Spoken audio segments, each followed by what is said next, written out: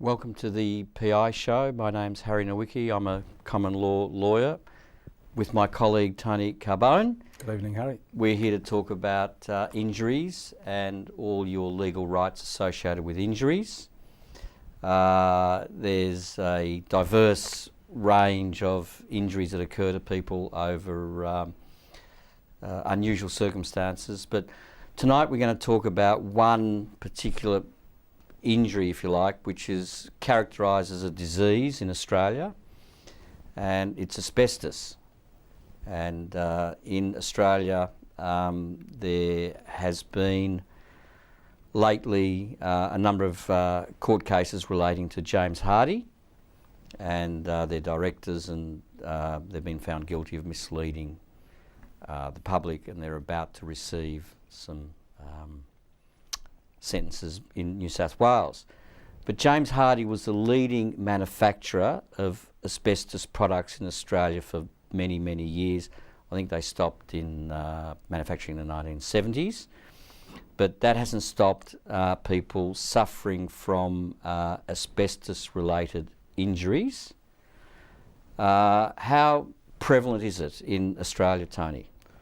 Well, Harry, asbestos picks up workers that were exposed to it, could pick up renovators, could pick up housewives, could pick up kids. You know, it could pick up a lot of different people. So it's very, very prevalent. It's a very insidious disease, and but I mean, asbestos is in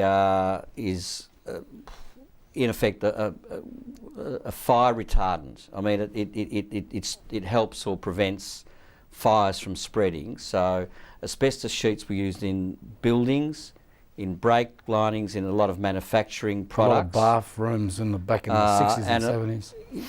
A lot of building used down at the wharves, and people had exposure to asbestos over many years. There's one interesting case that came to my attention. I knew the person was a solicitor who had worked at the wharves during summer vacation, probably the late 60s, early 70s. And then about probably 5 years ago, diagnosed with mesothelioma and mesothelioma, and that can only come from an exposure to asbestos. Well, what sort of problems are, if he came to you in the current situation, what could you advise him? Well, the first thing is you'd get an x-ray of your chest to see if you've actually got the condition. But a lot of the symptoms are shortness of breath, problems breathing, significant pain. In the later stages of the condition, Harry, they all talk about really, really severe pain. In the lungs? In the lungs. It's a lung. Yeah, it's a lung, in the chest area. So someone comes to you, as I say, is experiencing all these symptoms. Well, you've got to act pretty fast, because a lot of these people, once they're diagnosed, they don't have a long period to live if it's a full-blown asbestos-related disease or condition. So he comes to you, he says, look, I've worked as a lawyer for 25 years, but I remember once when I worked in a summer job down at the wharves, there was asbestos dust when we were loading or unloading sort of materials.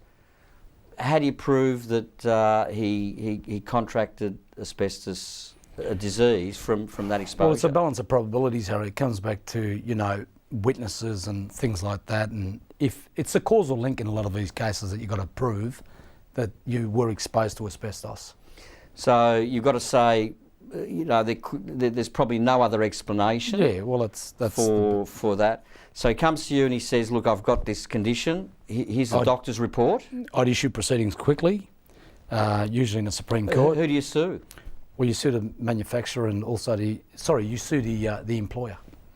And the employer's gone out of business. It doesn't matter. There's a fund that's been set up to cover these sorts of claims, and there's also insurers.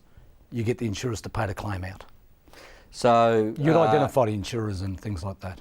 So you are able to issue court proceedings. And you'd ask for speedy trial in a lot of these cases, because most people, once it's full blown, don't have a long time to live.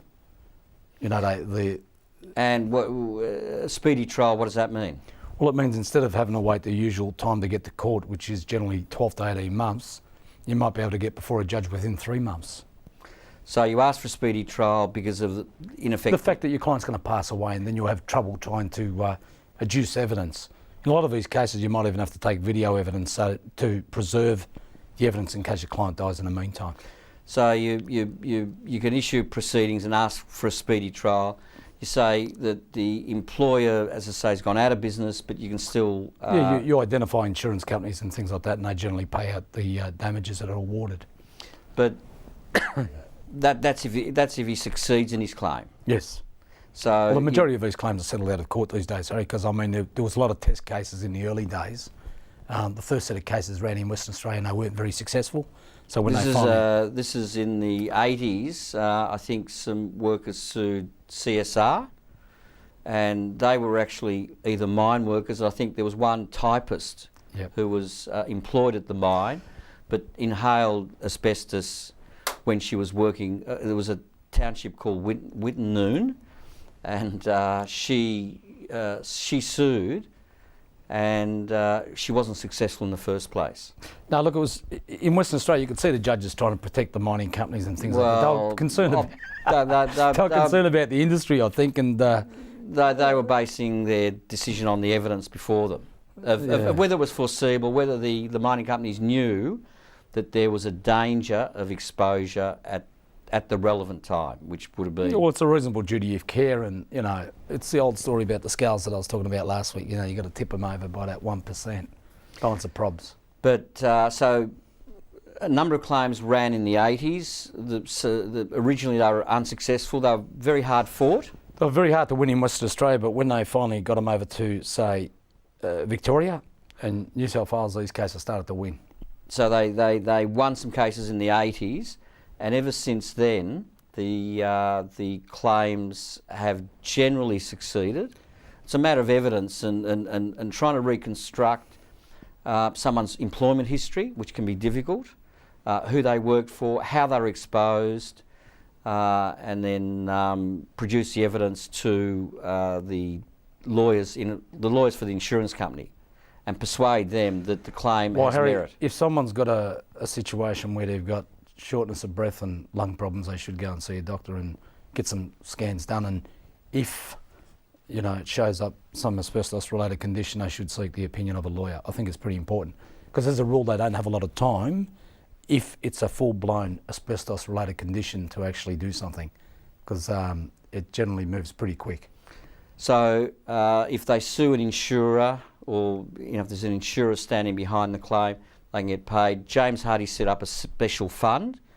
Some say that fund may run out, and ultimately the government, the federal government, may have to pick up ultimately the tab for asbestos-related diseases. I think the actuaries, for James Hardie, say that we haven't reached the peak of claims. Well, so the claims can be delayed for 40 years. Up to 40 years. Yeah, the symptoms probably... So exposed 40 years ago, and then you still may have shortness of breath, see a doctor, and then they say, well, it's bad news.